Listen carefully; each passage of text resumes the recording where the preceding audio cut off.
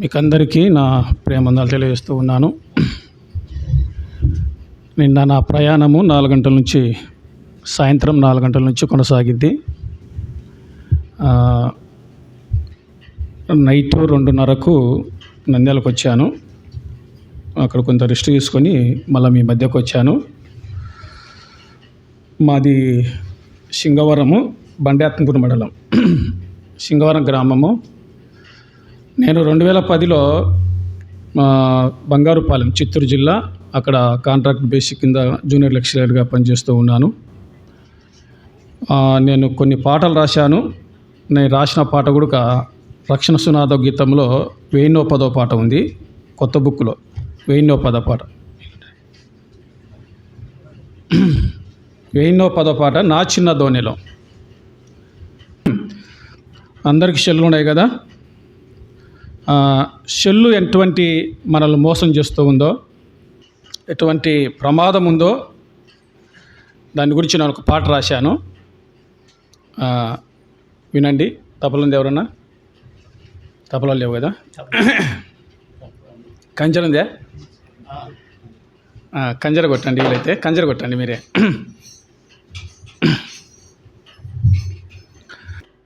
ఇది 2015లో నేను ఈ పాట రాశాను. వీలైతే యూట్యూబ్లో కూడా ఉంటుంది, చూడండి.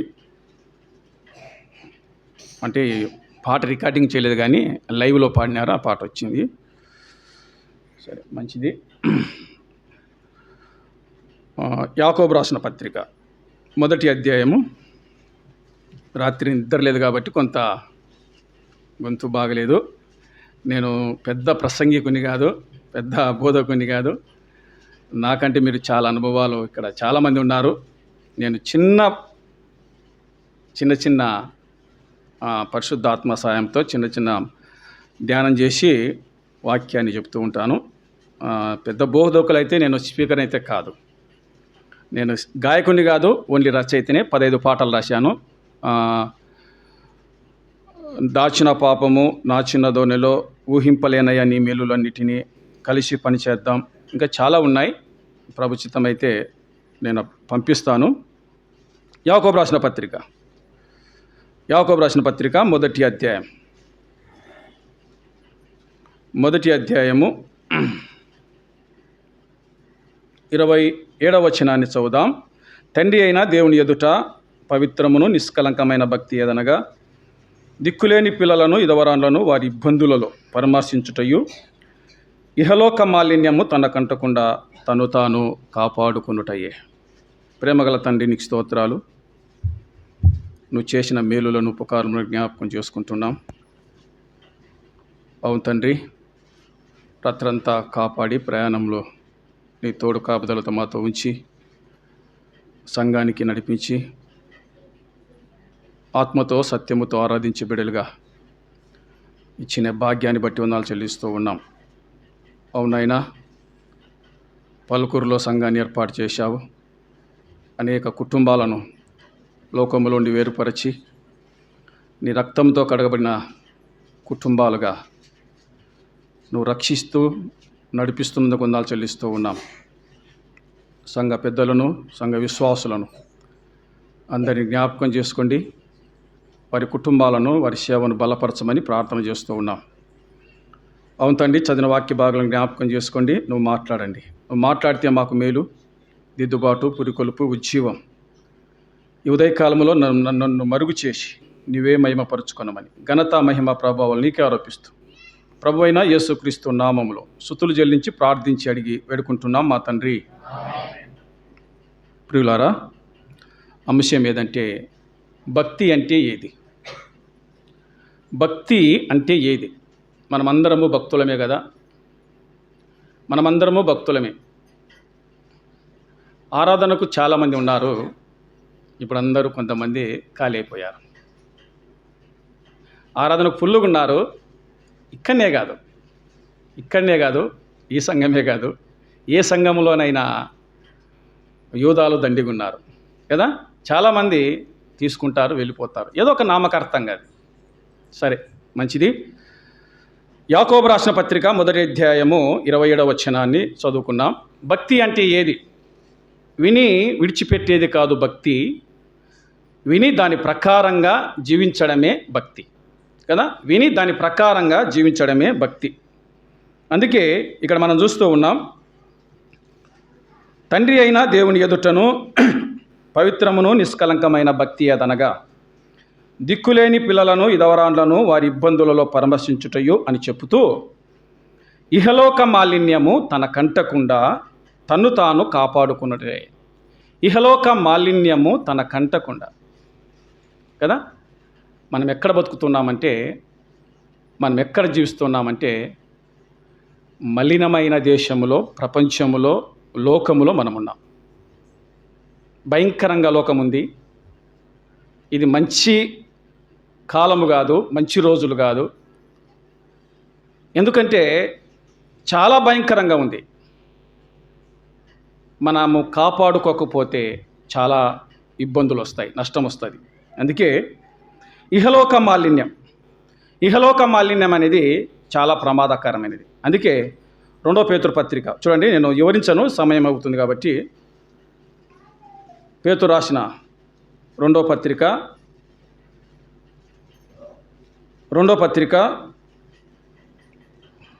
20 వచనం చదువుదాం. 20 వచనం, వారు ప్రభువును రక్షకుడైన యేసుక్రీస్తు విషయమై అనుభవ జ్ఞానము చేత ఈ లోక మాలిన్యములను తప్పించుకొనిన తర్వాత. ఏ మాలిన్యములు? ఈ లోక మాలిన్యములు.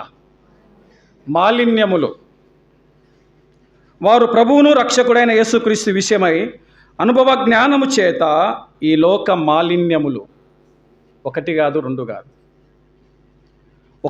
రెండు కాదు, అనేక మాలిన్యాలు మనము తప్పించుకోవాలి. తప్పించుకోవాలి. ఈ లోక మాలిన్యములు కదా. ఈ లోక మాలిన్యం ఒకటైతే తప్పించుకోవచ్చు కదా, ఒకటైతే మనం తప్పించుకోవచ్చు. కానీ అనేక మాలిన్యాలు మన ఎదుట, మన చుట్టుపక్కల, మన మధ్యలో ఉన్నాయి. అనేక మాలిన్యములు. ఈ లోక మాలిన్యమును తప్పించుకొనిన తర్వాత అనుభవ జ్ఞానము చేత కదా. దేని చేత తప్పించుకుంటాము? అనుభవ జ్ఞానము చేత మనము ఈ లోక మాలిన్యాన్ని తప్పించుకుంటాం. అనుభవ జ్ఞానము నీకు నాకు లేకపోతే మనము ఈ మాలిన్యాలను తప్పించుకోలేము. ఈ మాలిన్యంలో మనం ఇరుక్కుంటాం. ఈ మాలిన్యం అనే ప్రమాదంలో మనము చిక్కుకుంటాం. అందుకే అనుభవ జ్ఞానం అంటే ఏది? అపోస్తుల కార్యములు 2వ అధ్యాయము 42వ వచనం, వీరు అపోస్తుల బోధయందును సహవాసమందును రొట్టె విరుచుట యందును ప్రార్థన చేయుట యందును ఎడతెగక ఉండిరి. ఇది అనుభవ జ్ఞానం.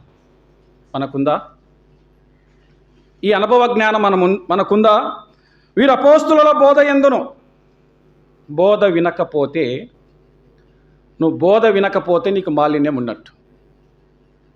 నువ్వు బోధ ఆలకించడం లేదంటే ఈ బోధ ఏ మనసుతో వినాలంట?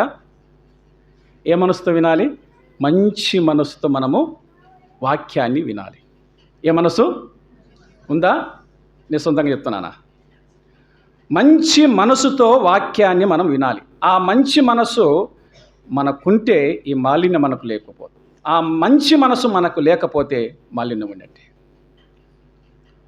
అపోస్తుల బోధ వినాలి. బోధ వింటేనే కదా వాక్యాన్ని వినాలి. ముసలమ్మ ముచ్చట్లు వింటాం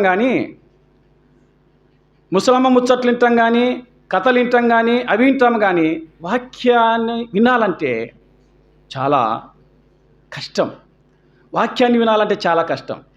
పాటలు ఎన్ని పాడుతున్నా వాళ్ళు సైలెంట్గా ఉంటారు, ఎంచేపైనా సైలెంట్గా ఉంటారు. వాక్యానికి వచ్చేకల్లా మనసు మల్లుకుంటుంది. అదే మాలిన్యం. నువ్వు వాక్యాన్ని వింటున్నావంటే మంచిది, వాక్యాన్ని వినలేకపోతున్నావంటే నీకు మాలిన్యము ఉన్నట్టు. అపోస్తుల బోధ కదా. బోధ వింటే ఏమొస్తుందంట? బోధ వింటే సహవాసములు ఉంటాం. బోధ వినకపోతే సహవాసములోకి మనము రాము. ఇప్పుడు మనం బోధ విన్నాం కాబట్టి సంఘం అభివృద్ధి అయింది. బోధ వినకపోతే నువ్వు నేను పరిగెత్తుకుంటారా? ఈరోజు మన పిల్లలు, మన భర్త, మన భార్య, మన చుట్టుపక్కల వాళ్ళు ఎందుకు రావడం లేదంటే వాళ్ళు బోధ వినలేదని, వాళ్ళ సహవాసానికి రారు. తర్వాత మూడవది అపోస్తుల బోధ యందును సహవాసమందును రొట్టె విరుచుట కదా. సహవాసం అంటే ఇది ఏ సహవాసం అంట? ఇదే సహవాసము. ఏ సహవాసం ఇది? ఏ సహవాసం? మన సహవాసం కాదు. ఏ సహవాసం? చూడండి, ఏ సహవాసం అంటే మొదటి యోహాను పత్రిక, త్వరగా చూడండి. మొదటి యోహాను పత్రిక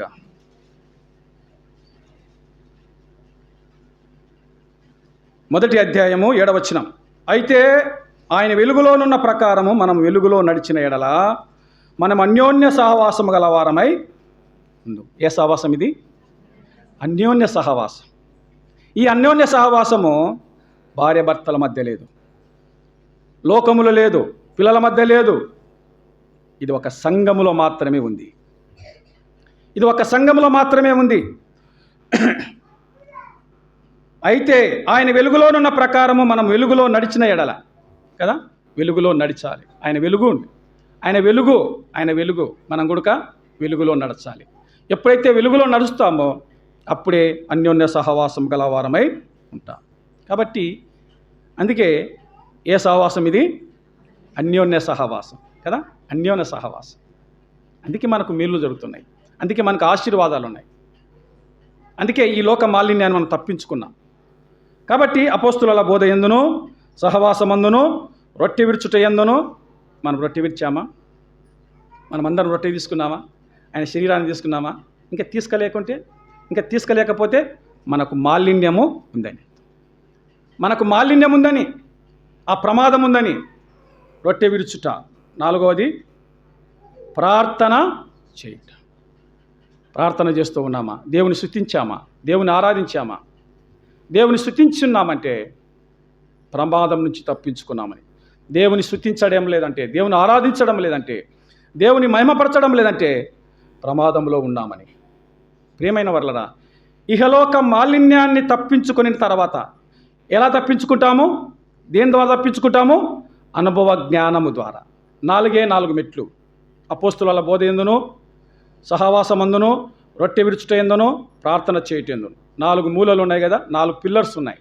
ఈ 4 పిల్లర్స్, ఏ పిల్లర్స్ లేకపోయినా మాలిన్యం ఉన్నట్టే ఈ ఉదయకాలంలో. ప్రియమైన వర్లరా, అందుకే చూడండి 2 పేతురు పత్రిక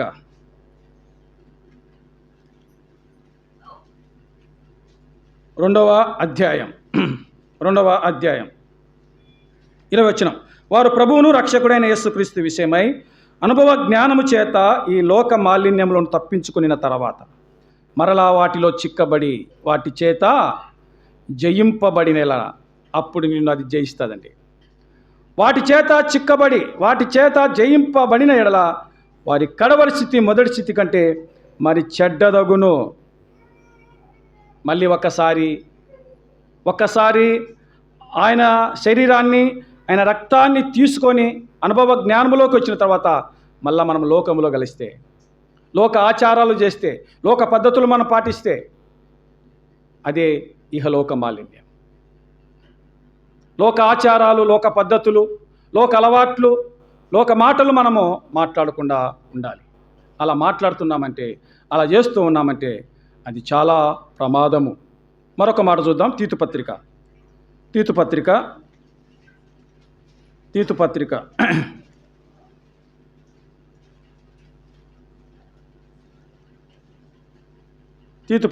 చూడండి, 2వ అధ్యాయం. తీతు పత్రిక 2వ అధ్యాయం 12వ వచనం చూద్దాం. తీతు పత్రిక 2వ అధ్యాయము 12వ వచనం. అనగా మనము భక్తిహీనతను, ఇహలోక సంబంధమైన దురాశలను విసర్జించి శుభప్రదమైన నిరీక్షణ నిమిత్తం, అనగా మహాదేవుడును మన రక్షకుడైన యేసుక్రీస్తు మహిమ యొక్క ప్రత్యక్షతను కొరకు ఎదురు చూచుచు ఈ లోకంలో స్వస్థత బుద్ధితోనూ నీతితోనూ భక్తితోనూ బ్రతుకుచుండవలని మనకు బోధించుచూ ఉంది. అనగా మనము భక్తిహీనతను, ఇహలోక సంబంధమైన దురాశలను విసర్జించి, మనలో భక్తిహీనత ఉంటే మనలో భక్తిహీనత ఉంటే అదే ఇహలోక మాలిన్యం. మనలో భక్తిహీనత, ఆ భక్తిహీనత మనలో ఆవరించకుండా మనం కాపాడుకోవాలి. మనము భక్తిహీనతను ఇహలోక సంబంధమైన దురాశలు కదా, ఇహలోక సంబంధమైన దురాశలు, ఎన్నెన్నో ఆశలు. వాళ్ళు చేస్తున్నాం మనం చేయాలని, వాళ్ళు మాట్లాడుతున్నాం మనం మాట్లాడాలని. ఇహలోక సంబంధమైన దురాశలను విసర్జించి, ప్రియమైన వర్లరా, ఈ ఇహలోక సంబంధమైన దురాశలను విసర్జించి ఎలా బతకమంటున్నాడు? శుభప్రదమైన నిరీక్షణ నిమిత్తము, అనగా మహాదేవుడును మన రక్షకుడైన యేసుక్రీస్తు మహిమ యొక్క ప్రత్యక్షత కొరకు ఎదురు చూడడం. దాన్ని విసర్జిస్తే మనము ఎదురు చూస్తాం. ఎదురు చూస్తూ ఈ లోకంలో ఎలా బతకాలంట? ఈ లోకంలో స్వస్థ బుద్ధి. దేనికి స్వస్థత కావాలి? దేనికి స్వస్థత? శరీరానికా? ఈ శరీరానికి రోగాలు వస్తుంటాయి, పోతుంటాయి. కానీ దేనికి స్వస్థత అవసరం అంటే బుద్ధికి స్వస్థత అవసరం. ఎలా బతకమన్నాడు? స్వస్థ బుద్ధితోనూ మనం బతకాలి. బుద్ధికి స్వస్థత ఉంటే అన్నిటికీ స్వస్థత ఉన్నట్టే. మన బుద్ధి సరిగా లేకపోతే, మన మాట సరిగా లేకపోతే, మన అలవాట్లు సరిగా లేకపోతే ఇహలోక మాలిన్యము మనకున్నట్టే. మనము భక్తిహీనతను, ఇహలోక సంబంధమైన దురాశలను విసర్జించి శుభప్రదమైన నిరీక్షణ నిమిత్తము, అనగా మహాదేవుడును మన రక్షకుడైన యేసుక్రీస్తు యొక్క మహిమ యొక్క ప్రత్యక్షత కొరకు ఎదురు చూస్తూ ఈ లోకములో స్వస్థత బుద్ధితోను. బుద్ధి బాగుంటే ఎలా బతుకుతామట? రెండవది పక్కన చదవండి. బుద్ధి బాగుంటే నీతితో మనం బతుకుతాం, నీతిగా జీవిస్తాం కదా. బుద్ధే సరిగా లేకపోతే నీతిగా ఎలా బతుకుతాము కదా. ఇవన్నీ ఇహలోక మాలిన్యం. నీతితోనూ, మూడవది భక్తి కదా. భక్తి ఇంత ఉందంట, కానీ భయం మాత్రము కొంచెం గుడకలేదంట. భక్తి దండిగా ఉంది, భయం మాత్రము కొంచెం గుడకలేదు. భయం లేకపోతే మనం నష్టపోతాం. అందుకే ప్రియమైన వర్లరా, చాలా ప్రమాదములో మనము ఈ లోకము ఉంది. అందుకే స్వస్థత బుద్ధితోనూ, నీతితోనూ, భక్తితోనూ బ్రతుకుచుండవలని మనకు బోధించుచూ ఉంది. కొలస్సీ రాసిన పత్రిక 3వ అధ్యాయము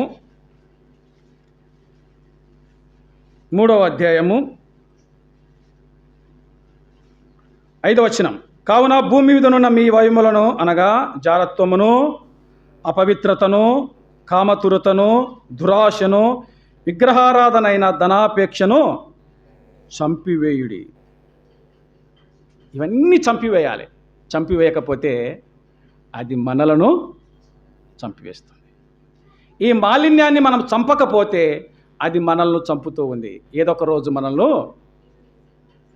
పాపము మనల్ని ఏం చేస్తుందంట? పట్టుకుంటుంది, అవమానము తెస్తూ ఉంది. ఎందుకంటే కావున భూమి మీదనున్న మీ అవయవములు, మనం అందరం భూమి మీద ఉన్నాం కదా. కావున భూమి మీదనున్న మీ అవయములను, అనగా జారత్వము, నేను వివరించను కానీ చదువుతుండిపోదు, అపవిత్రత, కామతురత, దురాశ, విగ్రహారాధనైన ధనాపేక్షను చంపివేయడి. ధనాపేక్ష సమస్త కీడుకు మూలం. ధనాపేక్ష సమస్త కీడుకు మూలం. దీన్ని అన్నిటిని మనము చంపివేయాలి. చంపివేయకపోతే ఏం జరుగుతుంది? దాని కిందనే ఉంది జవాబు. చూడండి, చంపివేయకపోతే దాని కిందనే జవాబు ఉంది. వాటి వలన దేవుని ఉగ్రత అవిధేయుల మీదికి, అది ఏమొస్తుందంట? ఉగ్రత వస్తుందండి. ఉగ్రత వస్తుంది. మన పిల్లలు ఏమన్నా తప్పు చేస్తే మనం ఊకుంటామా? మన పిల్లలు ఏమైనా తప్పు చేస్తుంటే మనం ఊకుంటామా? చూసి ఊరుకుంటుంటామా? తప్పు బాగా చేస్తున్నాడు, కరెక్ట్ అని ఉంటామా కదా. ఉగ్రత, ఎంబడే కోపం వస్తుంది. అందుకే ప్రియమైన వర్లారా, మనం చూస్తున్నాం, వాటి వలన దేవుని ఉగ్రత విధేయుల మీదికి వచ్చును. పూర్వము వారి మధ్య జీవించినప్పుడు మీరును వీటిని అనుసరించి నడుచుకొంటిరి. ఇప్పుడైతే మీరు కోపమును, మనకు కోపం ఉంటే అదే మాలిన్యం. కోపం మనకున్నది. కోపము దేవుని నీతి నెరవేర్చదు. కోపడుతున్నామా కానీ పాపము చేయకూడదు. కోపము మనలో ఉంటే అదే మాలిన్యం. కోపము కంటే భయంకరమైనది ఇంకొకటి ఉంది పక్కన. ఏంది? కోపము కంటే భయంకరమైనది ఆగ్రహము. ఆగ్రహము తెచ్చుకొని కదా తమ్ముని చంపాడు. ఎవరు? కయ్యూను. ఆగ్రహము తెచ్చుకున్నాడు, వెంటనే తమ్ముణ్ణి చంపేశాడని. ఈనాడు ఆగ్రహముతో ఏమేమో జరుగుతూ ఉన్నాయి, ఏమేమో భయంకరమైన సంఘటనలు అవుతున్నాయి. అందుకే దానికంటే భయంకరమైనది మరొకటి ఉంది, దుష్టత్వం. దుష్టుడు మనలో ఉన్నాడంటే ఇంకా ఏమేమి చేస్తాడో మనకు తెలియదు. దానికంటే భయంకరమైనది దూషణ కదా. దానికంటే భయంకరమైనది దూషణ. యోబు భార్య వచ్చి ఏమంది? ఒక్క మాట అంది, నువ్వు దేవుని దూషించి మరణము కమ్మంది. ఆమె పేరు బైబిల్ గ్రంథంలో ఎక్కడనుందా? లేదు. ఎందుకంటే దూషించింది, దేవుని దూషించింది. ఆ మలినం ఉంది, ఆ పాపం ఉంది. ప్రియమైన వాళ్ళరా, మనం ఎప్పుడు ఎవరిని దూషించకూడదు. ఒక దొంగ ఏమైనాడు? శిలువలో దొంగ దేవుణ్ణి దూషించాడు. ఏం పోగొట్టుకున్నాడు? పరదేశిని పోగొట్టుకున్నాడు, పరలోకాన్ని పోగొట్టుకున్నాడు. ప్రియమైన వాళ్ళరా, కోపము, ఆగ్రహము, దుష్టత్వము, దూషిస్తున్నామా? మన పిల్లలను మనం దూషిస్తున్నామా? మాట్లాడుతున్నామా? మన ఇరుగు పొరుగు వారిని దూషిస్తున్నామా? శాపనార్థాలు మన నోట నుండి రాకూడదు. అందుకే పక్కనుంది కదా, మీ నోట బూతులు అను వీటినన్నిటినీ. మన నోట బూతులు వస్తున్నాయంటే, మనము కోపడుతున్నామంటే, ఆగ్రహము, దుష్టత్వము, దూషణ, బూతులు వీటినన్నిటినీ విసర్జించకపోతే మాలిన్యం ఉన్నట్టే, పాపం ఉన్నట్టే. మరొక మాలిన్యం చూద్దాం. కీర్తన గ్రంథం, కీర్తనలు 49వ కీర్తన, 49వ కీర్తన, 49వ కీర్తన 13వ వచనం. స్వాతిశయ పూర్ణులకు వారి నోటి మాటను బట్టి వారిని అనుసరించు వారికి ఇదే గతి. స్వాతిశయ పూర్ణులు, ఇదొక మాలిన్యం. స్వాతిశయం కదా, స్వాతిశయం. అందముందని స్వాతిశయం, డబ్బు ఉందని స్వాతిశయం, ఉద్యోగం ఉందని స్వాతిశయం, బలగముందని స్వాతిశయం, ఆరోగ్యం ఉందని స్వాతిశయం. నాకేమి.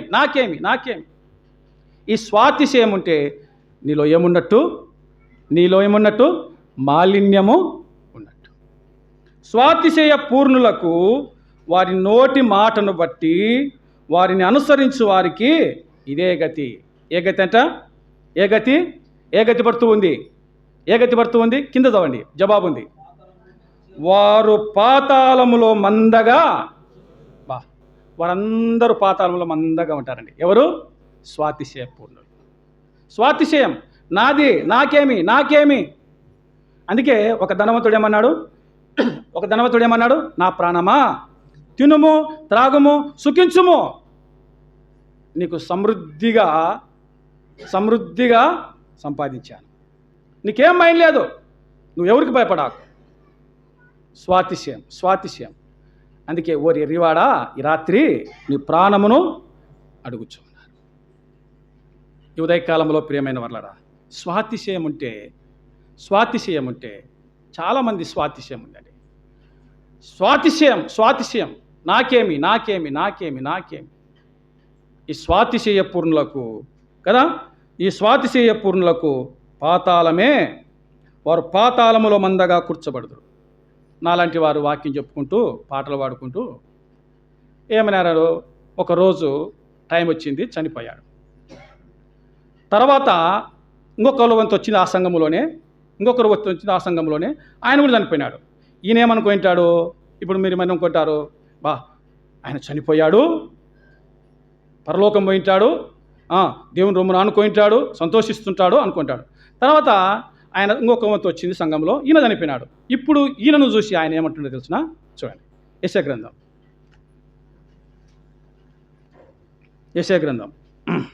14వ అధ్యాయము 10వ వచనం. వారందరూ నిన్ను చూచి నీవును మా వలె బలహీనుడవైతివా, నీవును మా తోటివాడవైతివా, మా బోటివాడవైతివా అంటారంట. ప్రియమైన వర్లరా, 9వ వచనం నుంచి మనకు చదివితే అర్థమవుతుంది. నువ్వు ప్రవేశించుచున్నగానే నిన్ను ఎదుర్కొనుటకై క్రింద పాతాళము నీ విషయమై కలవరపడుతూ ఉంది. పాతాళమే మన కోసము కలవరపడుతుందట. అయ్యో, ఎందుకు వచ్చారు వీళ్ళు, ఎందుకు వస్తున్నారు? కింద ప్రవక్తలు ఉన్నారు, బోధకులు ఉన్నారు, వాళ్ళు చెప్పిన మాట వినకుండా, రక్షణ మారుమనసు పొందకుండా ఈ పాతాళానికి వచ్చినారే. కలవరం మన పిల్లలపైన, మన కుటుంబమైన మనకు కలవరం లేదు. కానీ దేనికి కలవరం ఉందంట? పాతాళమునకు మన పైన కలవరం ఉందంట. కలవరం ఉంది. నీవు ప్రవేశించుచున్నగా నిన్ను ఎదుర్కొనుటకై క్రింద పాతాళము నీ విషయమై ఎవరి విషయము? మనందరి విషయమై కలవరపడుతుంది. ఆ పాతాళానికి వెళ్ళకముందే, ఆ పాతాళానికి పోకముందే మనం ఏం పొందాలి? ఈ మాలిన్యాన్ని కరిపించుకుందామా? ఇడిపించుకోవాలి. కరిపించుకుంటే కదా నష్టపోతాం. అందుకే అది నిన్ను చూచి ప్రేతలను రేపుచూ ఉన్నది. భూమిలో పుట్టిన సమస్త సూర్యులను, జనుల రాజులను అందరినీ వారి వారి సింహాసనం మీద నుండి లేపుచూ ఉన్నది. వారందరూ నిన్ను చూచి నీవు మావలే బలహీనుడవైతివా. ఇన్ని సంవత్సరాలు మనము దేవుని మందిరానికి వస్తూ, దేవుని వాక్యం వింటూ, అనేక బోధలకుల అనేక ప్రసంగాలు వింటూ బలహీనులమై చనిపోతే కదా పాతాళం మన కోసము కలవరపడుతూ ఉంది. చాలామంది అనుకుంటారు కదా, పాతాళం సంతోషిస్తుంది అనుకుంటాం. కాదు. పాతాళము కలవరపడుతూ ఉంది. అందుకే ఇహలోక మాలిన్యాన్ని మనము తప్పించుకోవాలి. సామెతల గ్రంథము 18వ అధ్యాయము 12వ వచనం చదవండి. సామెతలు 18వ అధ్యాయము చదవండి. సామెతలు 18వ అధ్యాయము 12వ వచనం తీసినారా? ఆపత్తు రాకమునుపు నరుని హృదయము అతిశయపడును. చాలండి. ఆపత్తు రాకమునుపు నరుని హృదయము, అతిశయం కదా, స్వాతిశయ పూర్ణులు. అతిశయం, నాకేమి. ఆపత్తు రాకమునుపు నరుని హృదయము అతిశయపడుతున్నామంటే నువ్వు మాలిన్యాన్ని సంపాదించుకుంటున్నావని, మాలిన్యాన్ని కొని తెచ్చుకుంటున్నావని. అందుకే దీనిలో స్వాతిశయపడము, దేని విషయంలో మనము అతిశయం మనకు ఉండకూడదు. కాబట్టి ప్రియమైన వర్లరా, జ్ఞాపకం చేసుకుందాం మరొక మాలిన్యం. యోబు గ్రంథం 11వ అధ్యాయం. యోబు గ్రంథం 11వ అధ్యాయము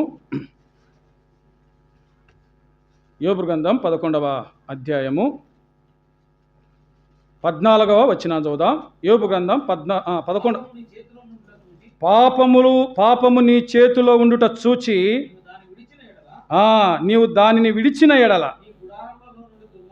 చాలు 11-14 మనం చూస్తూ ఉన్నాం. పాపము నీ చేతిలో ఉండి దాన్ని చూచి విడిచిన ఎడల. పాపము నీ చేతిలో ఉండుట చూచి నీవు దానిని విడిచిన ఎడల. పాపము చేతిలో ఉంది కదా ఇప్పుడు. ఏది? ఇదే భయంకరమైన పాపం. ఎవరన్నా ఒంటరిగా ఉన్నప్పుడు, ఏదో ఉన్నప్పుడు కొంతమంది మనస్సు నిబ్బరం పెట్టుకోలేరు. యవనస్తులు, ముఖ్యంగా యవనస్తులకు.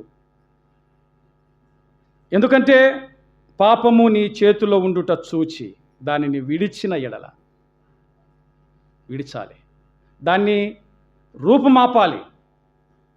మంచిదే కానీ చెల్లు ఉండడం మంచిదే కానీ కొన్ని మంచి ఉన్నాయి, కొన్ని చెడు ఉన్నాయి. ఎక్కువగా దేనికి ఆకర్షితులు అవుతున్నారు? చెడుకి ఆకర్షితులు అవుతున్నారు. నువ్వు చెడును ఆకర్షితులు అవుతున్నావంటే నువ్వు మాలిన్యము నీలో ఉందని. కాబట్టి ప్రియమైన వర్లరా, ఇహలోక మాలిన్యాన్ని మనము తప్పించుకోవాలి. తప్పించుకొని రెండవది తన్ను తాను చదవండి. యాకోబు రాసిన పత్రిక మొదటి అధ్యాయము 27.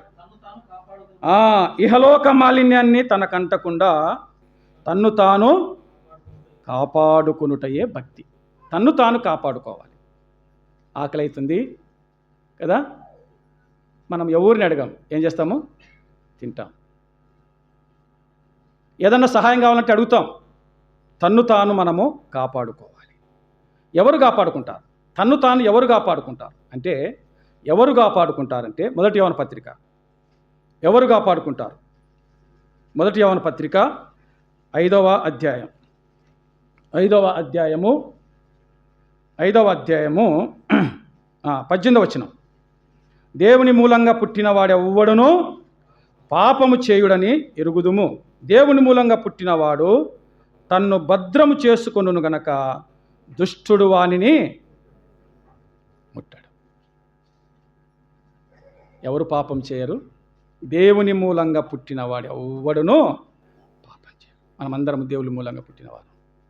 ఈరోజు నువ్వు కాపాడుకుంటున్నావంటే, అపోస్తుల బోధ ఎందును, సహవాసమందును, రొట్టె విడుచుట ఎందును, ప్రార్థన చేయట ఎందును నువ్వు ఎడతెగక ఉన్నావంటే అదే కాపాడుకోవడం.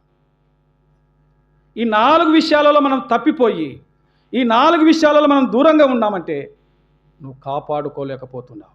నీ జీవితాన్ని నువ్వు కాపాడుకోలేకపోతున్నావు. నీ విశ్వాసాన్ని నువ్వు కాపాడుకోలేకపోతున్నావు. దేవుని మూలంగా పుట్టినవాడు ఎవ్వడును పాపము. ఇప్పుడు మనమందరము ఇక్కడ చాలామంది దేవుని మూలంగా పుట్టాం. దేవుని మూలంగా పుట్టాం కాబట్టే ఏం తీసుకున్నాము? ఆయన శరీరాన్ని, ఆయన రక్తాన్ని తాగాం. అందుకే అయోగ్యంగా తీసుకుంటే కదా ఏమవుతుంది? పాపం. మంచాన పడుతూ ఉన్నారు, రోగులవుతున్నారు, చనిపోతున్నారని దేవుని వాక్యం సెలవిస్తుంది. అందుకే దేవుని మూలంగా పుట్టినవాడు ఎవ్వడును పాపము చేయుడని ఎరుగుదుము. దేవుని మూలంగా పుట్టినవాడు తన్ను భద్రం చేసుకుంటాడు. ఈ సెల్లు ఫోన్లో మొత్తము చూడడు. అదే భద్రం చేసుకోవడం, అదే కాపాడుకోవడం. తన్ను భద్రం చేసుకొనును గనక దుష్టుడు వానిని ముట్టడు. దుష్టుడు ముట్టాలంటే యోబును ముట్టాలంటే దేవుణ్ణి పర్మిషన్ అడిగాడండి. దుష్టుడు ముట్టాలంటే యోబు విషయమై దేవుణ్ణి పర్మిషన్ అడిగాడు. ఈ ఉదయకాలంలో ప్రియమైన వలన కొంతమంది భక్తులను చూద్దాం, ఎవరెవరు కాపాడుకున్నారు. త్వరగా యోబు గ్రంథం 31వ అధ్యాయం. యోబు గ్రంథం 31వ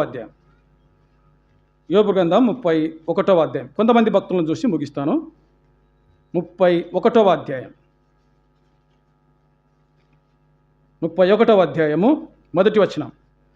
నేను నా కన్నులతో నిబంధన చేసుకొంటిని, కన్యకుని ఎలాగు చూచుదును, అలాగు చేసిన ఎడల పరమనున్న దేవుని ఆజ్ఞ ఏమగును, ఉన్నత స్థలమునున్న సర్వశక్తుని స్వాస్థ్యము ఏమగును.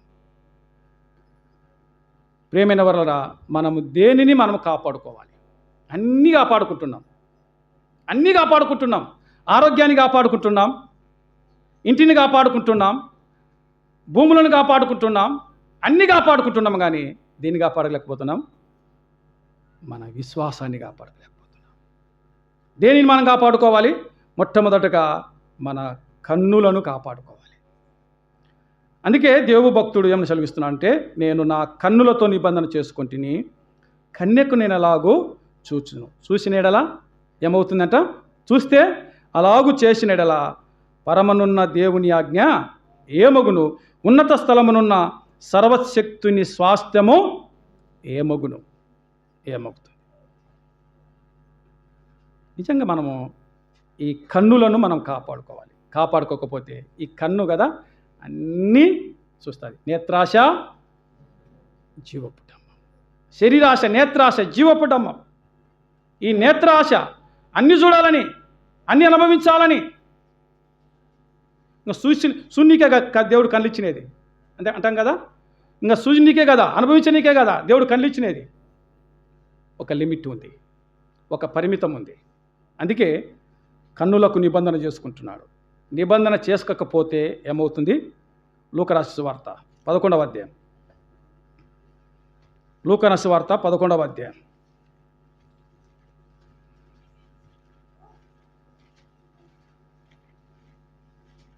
లూకాసు సువార్త 11వ అధ్యాయము 34వ వచనం. 11. నీ దేహము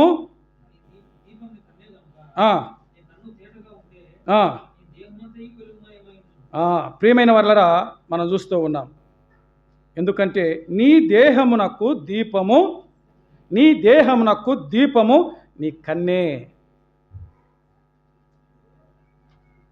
నీ దేహమునకు దీపము నీ కన్య గనుక నీ కన్ను తేటగా నుంటే నీ దేహమంతయు వెలుగుమై ఉంటుంది.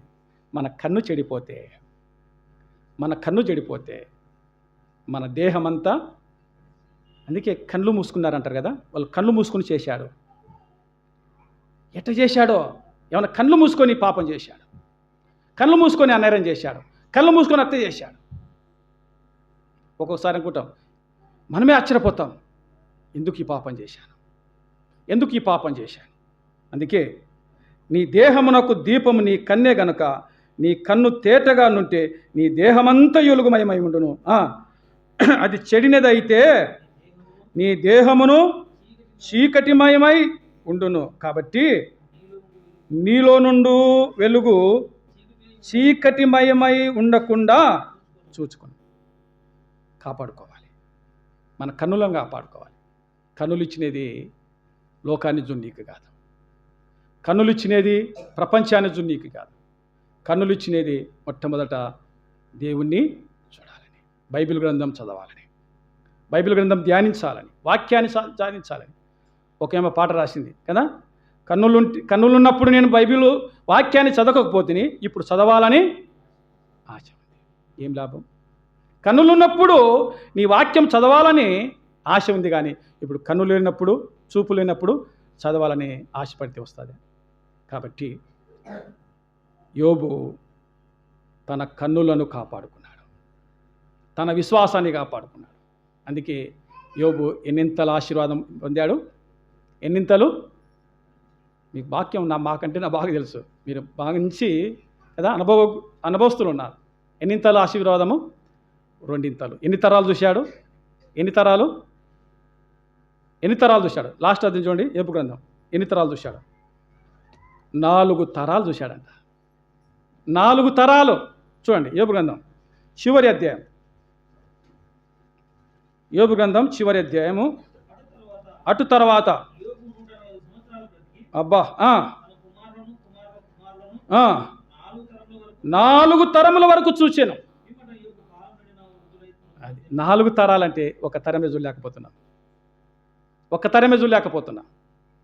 ఎంత భక్తిని కాపాడుకున్నాడో, ఎంత విశ్వాసాన్ని కాపాడుకున్నాడో.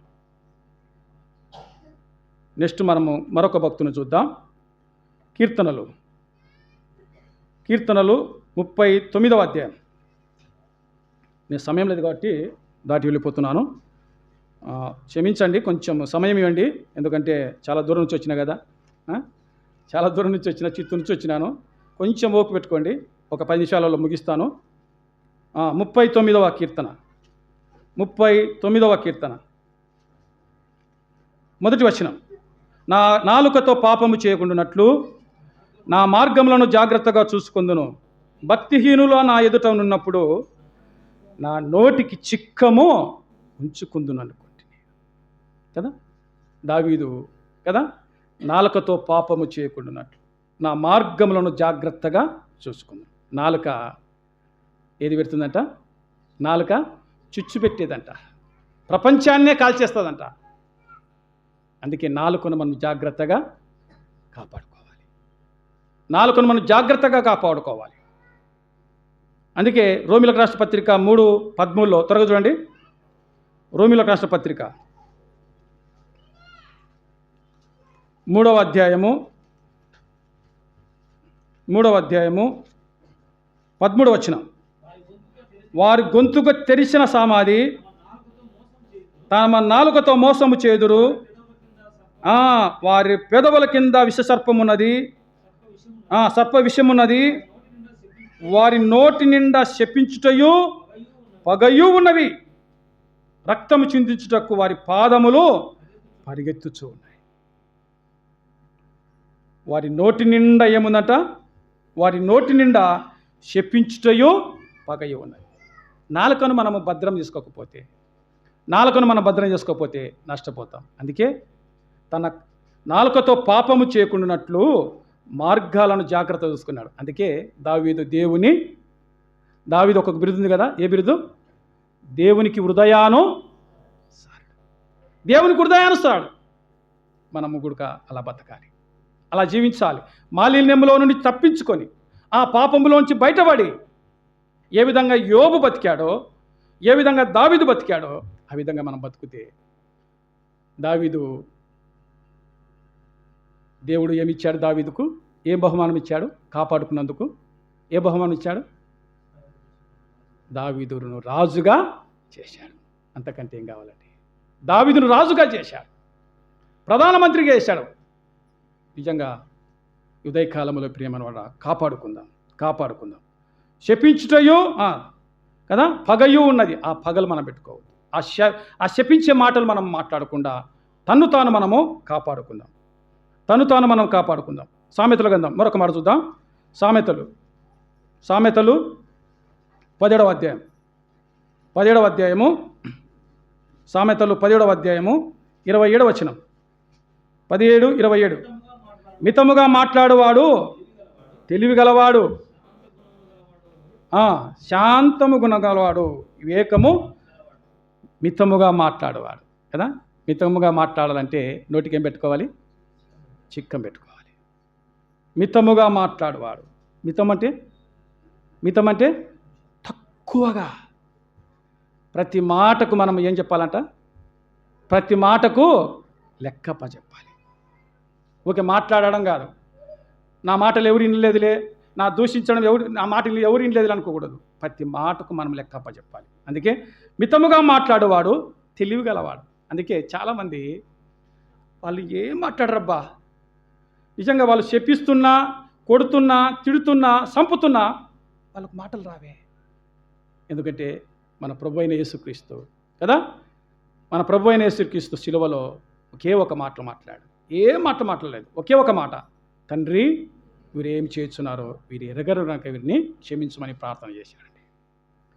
మితముగా మాట్లాడువాడు తెలివి గలవాడు. ఎంత తక్కువ అంత మాట్లాడితే అంత దేవుడు మనకు జ్ఞానం ఇస్తాడండి. ఎంత తక్కువగా మనం మాట్లాడితే అంత జ్ఞానం ఉన్నట్టు. ఎంత ఎక్కువగా మాట్లాడితే ఇంకా మీరే అర్థం చేసుకోండి. రెండవది శాంత గుణము గలవాడంట. శాంత గుణము కదా, ఎంత శాంతం ఉందో. ఒక వ్యక్తి నిజంగా సువార్తకు వెళ్ళినప్పుడు వాళ్ళు చెప్పు తీసుకుని కొట్టారండి. చిత్తూరు జిల్లాలో చెప్పు తీసుకుని కొడితే సైలెంట్గా ఆ శాంత గుణంతో పక్కకు వచ్చారు. మనం కొట్టలేమా, మనం మాట్లాడలేమా? ఎందుకంటే అది ఆ పని కాదు. మనం కొట్టడం తిట్టడం మన పని కాదు, అది దేవుని పని. శాంతం గుణం గలవాడు, వివేకము గలవాడు. కాబట్టి అలా బతకాలని దేవుని వాక్యం సెలవిస్తుంది. అలా జీవించాలని, అలా కాపాడుకోవాలని. మూడో విషయం, ఆదికాండం 39వ అధ్యాయం. ఆదికాండం 39వ అధ్యాయం. ఆదికాండం 39వ అధ్యాయం. తెలిసిన విషయాలే మరొకసారి మనం జ్ఞాపకం చేసుకుందాం. ఆదికాండం 39వ అధ్యాయం 9వ వచనం చదవండి. 39. నీవు అతని బారువైనందున నిన్ను తప్ప మరి దేనిని నాకు అప్పగింపు ఉండలేదు. కాబట్టి నేనిట్లు ఇంత ఘోరమైన దుష్కార్యం చేసి దేవునికి విరోధముగా పాపమును కట్టుకుందునని తన యజమానిని భార్యతో అనెను. దినదినము ఆమె యోసేపుతో మాట్లాడుచున్నాను కానీ అతడు ఆమెతో చేయించుటకైనను ఆమెతో ఉండుటకైనను ఆమె మాట విన్నవాడు కాదు కదా. యోసేపు తన జీవితాన్ని కాపాడుకున్నాడు, తన పవిత్రతను కాపాడుకున్నాడు. యోబు దేన్ని కాపాడుకున్నాడు? యోబు దేన్ని కాపాడుకున్నాడు? కన్నులను కాపాడుకున్నాడు. దావీదు దేన్ని కాపాడుకున్నాడు? నాలుకను కాపాడుకున్నాడు. యోసేపు దేన్ని కాపాడుకున్నాడు? తన పవిత్రతను కాపాడుకున్నాడు. పాపానికి ఎంత దూరం అవుతామో, పాపానికి ఎంత పరిగెత్తుతామో, దూరం అయిపోతామో, దేవునికి అంత దగ్గర అవుతాం.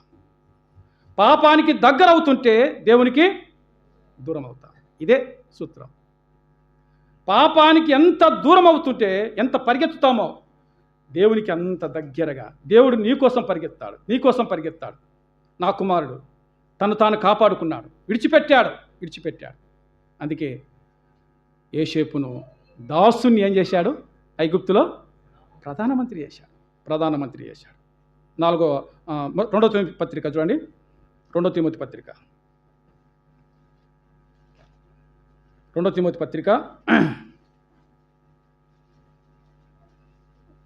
4వ అధ్యాయం 6వ వచనం. 4:6 నేనిప్పుడే పానార్పణముగా పోయబడుచున్నాను.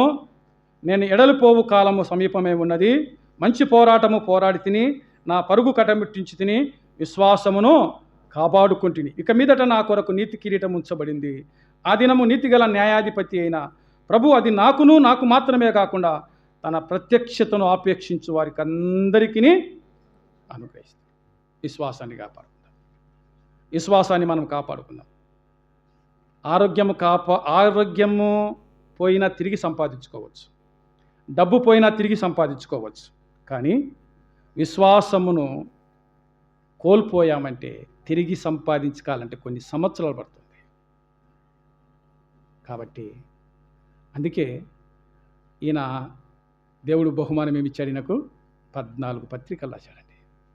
ఆయన చనిపోయాడు, పౌలు చనిపోయాడు, దేవుని చూశాడు కదా, 3వ ఆకాశానికి ఎత్తబడ్డాడు కదా, 3వ ఆకాశానికి ఎత్తబడ్డాడు, దేవుని చూశాడు, పరలోకాన్ని చూశాడు, మళ్ళీ తిరిగి వచ్చేశాడు. ఎంత బహుమానము, ఎంత ఆశ్చర్యకరం. కాబట్టి కాపాడుకుందాం.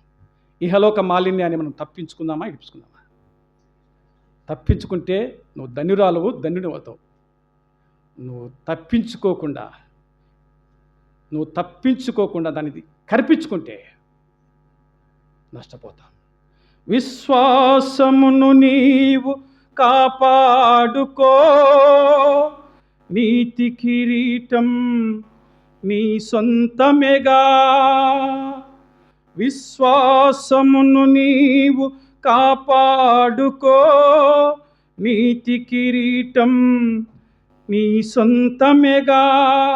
1000 ఏండ్ల ప్రభు యేసు పాలనలోను పరిశుద్ధులతో నీవు ఏలుదువు.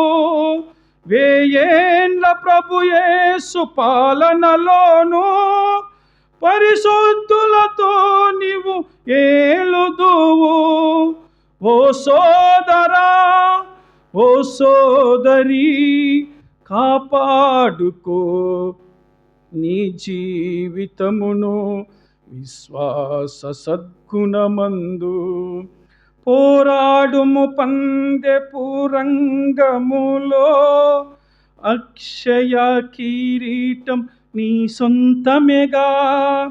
పోరాడుము పందెపు రంగములో, అక్షయ కిరీటం నీ సొంతమేగా. నీ జీవితానికి బహుమానమును, నిత్యమైన రక్షణకు ఫలితం బిదెగా. నీ జీవితానికి బహుమానమును, నిత్యమైన రక్షణకు ఫలితం బిదెగా. ఓ సోదరా, ఓ సోదరి, కాపాడుకో నీ జీవితమును విశ్వాస సద్గుణమందు. ప్రభు యేసు ఇచ్చును కిరీటములను, పొందిన వారందరూ బహుధన్యులే. ప్రభు యేసు ఇచ్చును కిరీటములను, పొందిన వారందరూ బహుధన్యులే. కాపాడుకుంటే ఫలితాన్ని చూస్తాం, కాపాడుకోలేకపోతే నష్టాన్ని చూస్తాం. ఈ పాట కూడా నేనే రాసినది. కాబట్టి కాపాడుకుందాం, విశ్వాసాన్ని కాపాడుకుందాం. ప్రభు అయిన యేసుక్రీస్తు మన కోసము కలవరి శిలువలో బలయ్యి ఆయన చనిపోయి తిరిగి లేచాడు. ఇంకా ఎవరన్నా యేసుక్రీస్తుని నమ్మకపోతే నమ్ముకుందాం, విశ్వాసం ఉంచుదాం, ఆ పాపం నుండి శాపం నుంచి బయటపడదాం, తాను కాపాడుకుందాం. దేవుని యొక్క ఆశీర్వాదాలు మనం పొందుదాం. దేవుడు కొద్ది మాట దీవించి ఆశీర్వదించడం క్షమించి నిలిపి మీ సంగతులు అనేకంగా ప్రభువా బయలుపరిచిన విధానాన్ని బట్టి స్తోత్రములు చెల్లిస్తున్నాం. అవునైనా మీ ఆత్మతో నింపి మాట్లాడించారు. విశ్వాస జీవితాన్ని బట్టి, ప్రార్థన అనుభవాన్ని బట్టి, రొట్టె ఇరుసుట, ప్రార్థన చేయుట ఎడతెగక ఉండిరని చెప్పి, అవునాయన భక్తులు ఎలాగ ఉండాలనో, భక్తిహీనులు ఎలాగ ఉండాలనో 2 అంశాలు చూపాడు. యోబును చూపాడు, నాయన యోసేపును చూపాడు, దావీదును చూపాడు. భక్తిగా నీ కోసము సాక్షులుగా ఉన్నవారిని బైబిల్ గ్రంథంలో చూస్తూ ఉన్నాం. భక్తులు ఏమైనారో, భక్తిహీనులు ఏమైనారో చూస్తున్నాం. నీ దాసుడు యవనస్తుని బలపరుస్తున్నాయన, ఇంకా అనేక సంగతులు బయలుపరుచుటకై, నీ నామాన్ని ప్రచురము చేయుటకై బలపరచమని వేడుకుంటున్నాం. అవును ప్రభువా, అలాగనే యేసేపును ఆరాధనలో మాట్లాడించావు, అనేక సంగతులను మాట్లాడించావు. నిన్ను చూపగలిగి, వాక్యములు నిన్ను చూపగలిగాడు. మహారాజు అని, రాజులకు రాజు అని, ప్రభులకు ప్రభుడు అని, సంఘము సొలమితిని సంఘము ప్రభువా నువ్వు ఇందుకు కూర్చుండగా ఇందులో కూర్చున్నది సలోమితి. అవును ప్రభువా, యవనస్తులను బలపరిచి నీ పని కొరకు వాడుకోనాయన. శీను సహోదరుడు బలపరుసు, చాలా దూరం నుండి పలుకురు గ్రామానికి వచ్చాడు. నీ దాసుని ఇంకా వాడుకొనైనా అనేక సంఘాలలో, సభల్లో మీ దాసుని వాడుకొని మీరు మహిమ పొందమని వేడుకుంటున్నాం. అవును ప్రభా, పలుకురి స్థానిక సంఘంలో నుండి లేపండి సేవకులను. నాయన స్త్రీలైతేనేం, పురుషులైతేనేం భక్తి కలిగి ఎలాగ బ్రతకాలనో నేర్పించమని ప్రార్థిస్తున్నాం. అవును ప్రభువా, లోక మాలిన్యము మా కంటకుండునట్లుగా మేము ఎలా మలుసుకోవాలనో, ఎలాగ బ్రతకాలనో నేర్చుకొని బతుకుటకు యేసు ప్రభు నామమున ప్రార్థించి వేడుకుంటున్నాం తండ్రి. ఆమేన్.